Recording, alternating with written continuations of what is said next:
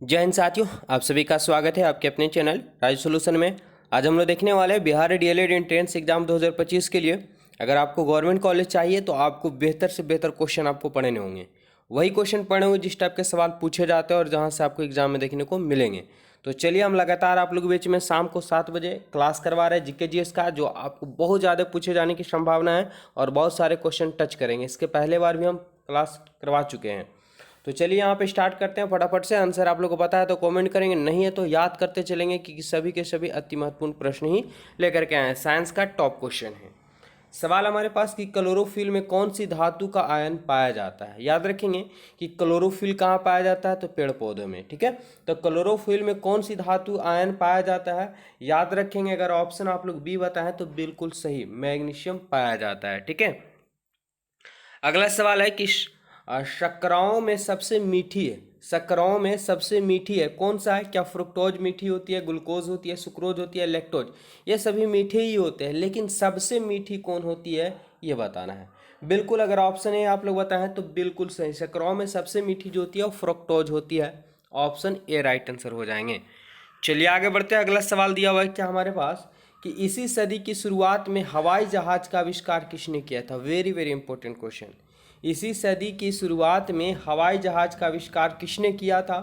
क्या Wright brothers ने, James Watt ने, हम्फ्री डेवी ने या वोन वॉन ने। क्या होगा राइट आंसर, याद रखें। अगर ऑप्शन बताएं आप लोग राइट ब्रदर्स तो बिल्कुल सही। इसी सदी में है ना, हवाई जहाज का अगर खोज करने वाले व्यक्ति थे तो राइट ब्रदर्स हैं। ऑप्शन ए राइट आंसर हो जाएंगे। चलिए आगे बढ़ते हैं, अगला सवाल देखेंगे। बहुत सारे सवाल जो आपको पूछे हुए हैं और पूछे जाने की संभावना है। ठीक है, क्योंकि गेसिंग के वहीं सिर्फ क्वेश्चन लेकर के आए हैं। अभी तक हमारे चैनल से नहीं जुड़े थे, जुड़ जाइए। और एवरीडे शाम के 7 बजे क्लास मिलता है, आप एक क्लास को अवश्य ज्वाइन कर ले। बाकी अब जहीं क्लास कर रहे करते रहे।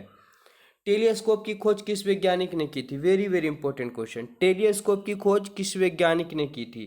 क्या न्यूटन ने, जेम्स वाट ने, हम्फ्री डेवी ने या गैलीलियो ने।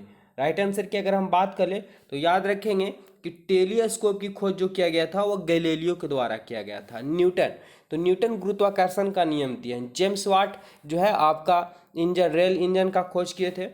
आगे चलते हैं, अगले सवाल की ओर देखेंगे क्या दिया हुआ है। निम्नलिखित में से किस में ऋणात्मक आवेश होता है। ध्यान समझना होगा और बारीकी से हम सभी सवाल को समझाने का प्रयास करेंगे। निम्नलिखित में से ऋणात्मक जो पूछा गया कि ऋणात्मक आवेश होता है, किस में होता है ऋणात्मक आवेश। याद रखेंगे एक्स किरण, अल्फा किरण, बीटा किरण, गामा किरण। तो देखिए, अगर ऑप्शन की हम बात करें तो अल्फा किरण जो होते हैं वो एक प्रकार से क्या होता है, ऋणात्मक आवेशित होते हैं। ऋणात्मक की तरफ क्या होते हैं, वो आकर्षित होते हैं। ऑप्शन ए यहाँ पे राइट आंसर हो जाएंगे। गामा किरण उदासीन होते हैं, बीटा धनावेशित कण होते हैं। अगला सवाल क्या दिया हुआ है क्या हमारे पास कि दो उत्तरोत्तर श्रृंग अथवा दो उत्तरोत्तर गर्त के बीच की दूरी को क्या कहते हैं। अगर आप इस टाइप से समझेंगे तो एक रस्सी को ऊपर नीचे देखते होंगे तो नीचे वाला को गर्त बोलते हैं, ठीक है, और ऊपर वाला को उत्तरोत्तर गर्त बोला जाता है। नीचे वाला को रिंग श्रृंग बोला जाता है, ऊपर वाला को गर्त बोला जाता है। तो इनके बीच की जो दूरी होती है वही क्या कहलाता है। ठीक है, वही जो है क्या कहलाता है। वेरी वेरी इंपॉर्टेंट क्वेश्चन है और ये कई बार पूछे जा गया है। तो ये दो उत्तरोत्तर श्रृंग अथवा दो उत्तरोत्तर गर्त के बीच की दूरी, ये मतलब ये और ये इनके बीच की दूरी की अगर हम बात करें तो ये क्या कहलाता है, तरंगदैर्घ्य कहलाता है। ऑप्शन बी यहाँ पे राइट आंसर हो जाएंगे। अगला सवाल है कि पदार्थ के संवेग के अनुपात में कौन सी भौतिक राशि प्राप्त की जाती है। सवाल को समझेगा, पी बराबर क्या होता है, एम बी होता है। ठीक है, तो दिया हुआ कि पदार्थ के संवेग, संवेग को पी से सूचित किया जाता है, के अनुपात में कौन सी भौतिक राशि प्राप्त की जाती है। वेग, त्वरण, द्रव्यमान या बल। क्या होगा राइट आंसर, याद रखेंगे ये जो प्राप्त की जाती है राशि वो द्रव्यमान प्राप्त की जाती है। ऑप्शन की बात करें यहाँ पे सी करेक्ट आंसर हो जाएंगे। चलिए आगे चलते हैं अगले सवाल की ओर। अगला सवाल हमारे पास देखेंगे कि बल गुणनफल है, बल गुणनफल है। अगर आप 9th क्लास का फिजिक्स पढ़े तो बिल्कुल कंप्लीट, नहीं तो 11th क्लास 10th में भी दिया हुआ है। तो बल गुणनफल है क्या, द्रव्यमान और वेग का, द्रव्यमान और त्वरण का, भार और वेग का, भार और त्वरण का। तो देखिए यहाँ पे कुछ बड़ी बात नहीं है, अभी हम जो फॉर्मूला समझाए थे वही फॉर्मूला दिया हुआ है कि P बराबर जो होता है, ठीक है, यानी F बराबर, यहाँ क्या बल गुणनफल होता है, यानी बल F बराबर क्या होता है, तो M इंटू ए आप लोग को याद होगा। ठीक है, आपको याद होगा तो आप देखिए कि M को द्रव्यमान बोलते हैं, ए को त्वरण बोलते हैं। तो द्रव्यमान गुने त्वरण को ही क्या बोलते हैं, बल का गुणनफल बोला जाता है। यानी ऑप्शन यहाँ पे बी करेक्ट आंसर हो जाएंगे। ठीक है, तो रट्टा नहीं मारना है, समझ जाना है। आगे चलते हैं। त्वरण ज्ञात करने का सही सूत्र क्या होता है, बिल्कुल हम बताएंगे। और यहाँ फिजिक्स से आपको क्वेश्चन जो है न्यूमेरिकल भी पूछे जाएंगे, 2-3 क्वेश्चन। तो आपको न्यूमेरिकल भी हम कई वीडियो में करवा चुके हैं और लगातार हम करवाते जा रहे हैं, तो हमारे चैनल से अवश्य जुड़िए आप लोग। त्वरण ज्ञात करने का सही सूत्र क्या होता है, बिल्कुल त्वरण ज्ञात करने का ए बराबर जो फॉर्मूला होता है v माइनस यू बटा टी होता है, याद रखेंगे। त्वरण ज्ञात करने का सूत्र है v माइनस यू बटा टी। त्वरण का ऐसा मात्रक होता है मीटर प्रति सेकेंड स्क्वायर होते हैं। बात करें ऑप्शन क्या है, तो ऑप्शन सी इसका करेक्ट आंसर हो जाएगा। ठीक है, चलिए आगे बढ़ते हैं। अगले से गुरुत्वीय त्वरण का मान जो होता है 9.8 मीटर प्रति सेकेंड स्क्वायर होता है। अगला, सल्फर हेक्साफ्लोराइड अणु का आकार कैसा, वेरी वेरी इंपॉर्टेंट क्वेश्चन है। क्या सल्फर हेक्साफ्लोराइड अणु का आकार कैसा होता है, क्या त्रिभुजाकार पिरामिड होता है, अष्टफलकीय होता है, समतलीय होता है, या चतुष्फलकीय होता है। 10 नंबर सवाल का आंसर क्या होगा। ठीक है, याद रखेंगे सल्फर हेक्सा, देखिए यहाँ पे हेक्सा दिया हुआ है, तो इसकी आकार जो होती है वो क्या होती है, एक बटखारे के समान होती है, यानी अष्टफलकीय होती है। ऑप्शन यहाँ पे क्या होंगे, तो बी करेक्ट आंसर हो जाएंगे। अगला सवाल है, निम्नलिखित में कौन सा इलेक्ट्रॉनिक संरूपण धातु तत्वों के लिए होता है। बिल्कुल हम इसके पहले भी वीडियो में हमसे क्लियर करवा चुके हैं। तो क्या होगा, देखिए हम ध्यान से बने रहेंगे, पूरा क्लियर होगा। निम्नलिखित में से कौन सा इलेक्ट्रॉनिक संरूप धातु के लिए होता है, तो देखिए आंसर की अगर हम बात करें तो ऑप्शन डी हो जाएगा, डी हो जाएगा। अगर आप किसी भी तत्व को इलेक्ट्रॉनिक विन्यास तोड़ेंगे तो बाहरी कक्षा में 1 या 2 या 3 इलेक्ट्रॉन आते हैं, तो यह धातु कहलाते हैं बाहरी कक्षा में अगर आ गया तो। ठीक है, अगर बाहरी कक्षा में 4 आता है ये तो उपधातु कहला जाता है। अगर 5 या 6 या 7 आता है तो ये अधातु कहलाता है बाहरी कक्षा में। ठीक है, अगर बाहरी कक्षा में 8 आता है तो वो गैस कहलाता है। तो यहाँ बाहरी कक्षा में ये गैस हो जाएगा, ये आपको अधातु हो जाएगा, यानी 17 क्लोरीन का दिया हुआ है, ये 8 है, ये गैस है। और अगर बात करें कि बाहरी कक्षा में यह 2 है तो यही धातु के लिए होता है। यहाँ से अगर इस टाइप के सवाल आएंगे तो पूरा क्लियर हो गया। निषेचन की क्रिया कहाँ होती है, वेरी वेरी इंपॉर्टेंट क्वेश्चन। निषेचन की क्रिया जो है वो कहाँ पूर्ण होती है, गर्भाशय में, अंडवाहिनी में, अंड ग्रंथि में, या योनि मार्ग में। 12 नंबर सवाल का आंसर। तो देखिए अगर बात करें हम कि निषेचन की क्रिया जो होती है पूर्ण होती है वो अंडवाहिनी में होती है। कहाँ होती है, अंडवाहिनी में होती है। ऑप्शन की बात करें बी करेक्ट आंसर हो जाएंगे। इसके बाद ये गर्भाशय में चला जाता है संयुग्मन होकर के। थायराइड ग्रंथि से थायरॉक्सिन स्रावित करने के लिए उत्तेजित करने वाला अंतःस्रावित हार्मोन कौन सा है, वेरी वेरी इंपॉर्टेंट क्वेश्चन। ध्यान समझेंगे, दिया हुआ क्या कि थायराइड ग्रंथि से थायरॉक्सिन, ठीक है, करने वाले उत्तेजित करने वाला अंतःस्रावित हार्मोन कौन सा है, कौन सा है। राइट आंसर की बात करें हम यहाँ पे, ठीक है, तो 13 नंबर सवाल का आंसर क्या हो जाएगा, टीडीएस। क्या हो जाएगा, टीडीएस। थायराइड से थायरॉक्सिन स्रावित करने वाला, उत्तेजित करने वाला जो अंतःस्रावित हार्मोन होता है वो होता है टीडीएस। ऑप्शन ए यहाँ पे राइट आंसर हो जाएंगे। 14 नंबर सवाल दिया हुआ, कसरूक रज्जु में कितनी जोड़ी तंत्रिकाएं निकलती है, वेरी वेरी इंपॉर्टेंट क्वेश्चन। सवाल है कि कसरूक रज्जु में कितनी जोड़ी तंत्रिकाएं निकलती है, कितनी जोड़ी तंत्रिकाएं निकलती है। ठीक है, ये निकलती 31 जोड़ी। और ये क्वेश्चन पूछा गया है बहुत, आपको रेलवे हो गया, एसएससी हो गया, हर जगह पे ये क्वेश्चन पूछे जाते हैं, और बिहार डीएलएड में तो खास करके पूछा ही जाएगा। आगे चलते हैं, अगला सवाल दिया हुआ है कि प्रतिवर्ती क्रिया का नियंत्रण कहाँ पर होता है। प्रतिवर्ती क्रियाओं का नियंत्रण केंद्र कहाँ पर होता है, क्या प्रामस्तिष्क में होता है, अनुमस्तिष्क में होता है, कसरूक रज्जु में होता है, या तंत्रिका कोशिका में होता है। कहाँ होता है, याद रखेंगे, या कसरूक रज्जु में हो जो प्रतिवर्ती क्रियाएं का नियंत्रण होता है। Option C right answer. Option C बताएं, बिल्कुल सही। चलिए आगे देखते हैं, अगला सवाल है कि निम्नलिखित में कौन सा धातु रोशनी के बल्बों में फिलामेंट के रूप में प्रयोग होता है, वेरी वेरी इंपॉर्टेंट क्वेश्चन। और ये समझने वाला सवाल है कि निम्न में कौन सा धातु जो है रोशनी के बल्ब में फिलामेंट के रूप में प्रयोग होता है। लौह या है ना, मालिविदनम, या चांदी, या टंगस्टन। तो आप देखे होंगे कि बल्ब में जो फिलामेंट लगा हुआ रहता है वो किसका रहता है, टंगस्टन का लगा हुआ रहता है। किसका, टंगस्टन का लगा रहता है। और बल्ब में क्या होता है, निष्क्रिय गैस, नियॉन आर्गन जैसे गैस भरे हुए रहते हैं। अगला सवाल क्या हमारे पास कि निम्न धातुओं में कौन सामान्य ताप पर द्रव है। ध्यान समझेंगे, यहाँ पे दिया धातु, और धातु क्या होते हैं, कठोर होते हैं।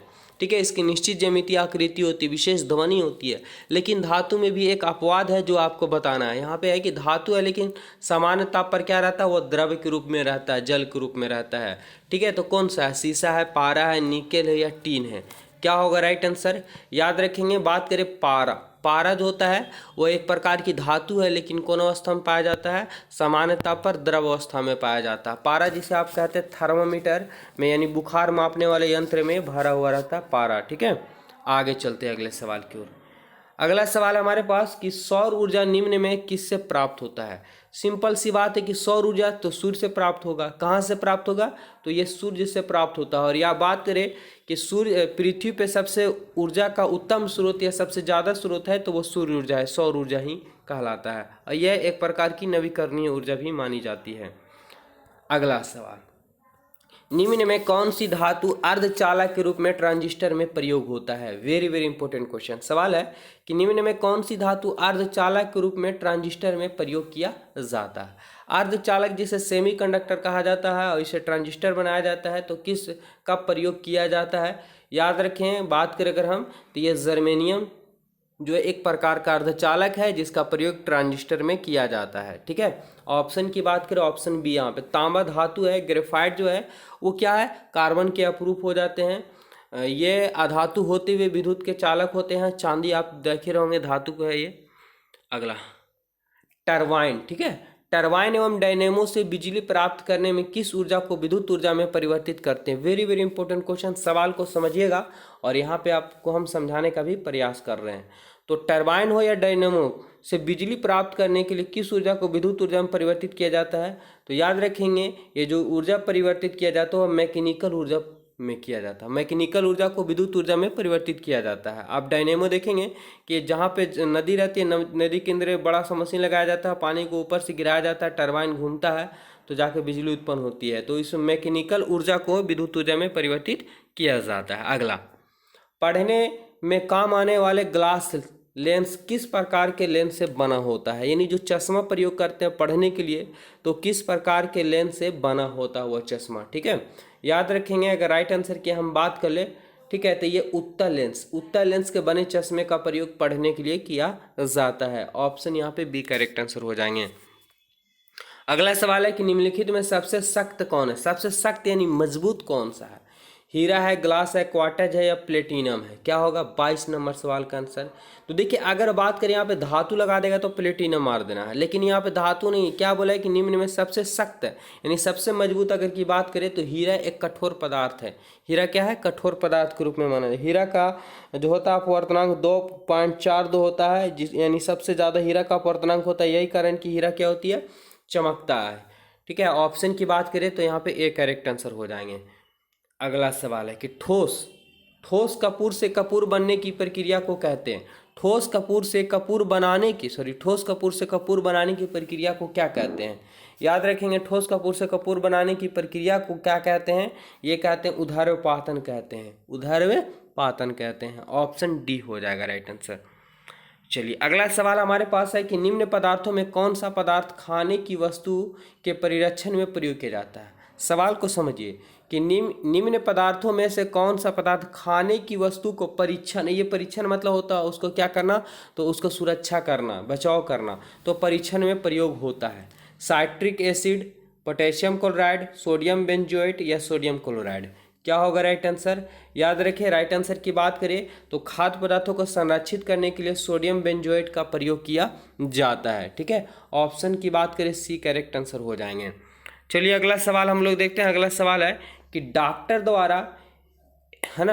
द्वारा एनेस्थीसिया, ठीक है, एनेस्थीसिया के रूप में प्रयोग होने वाली हास्य रोग कौन सा है।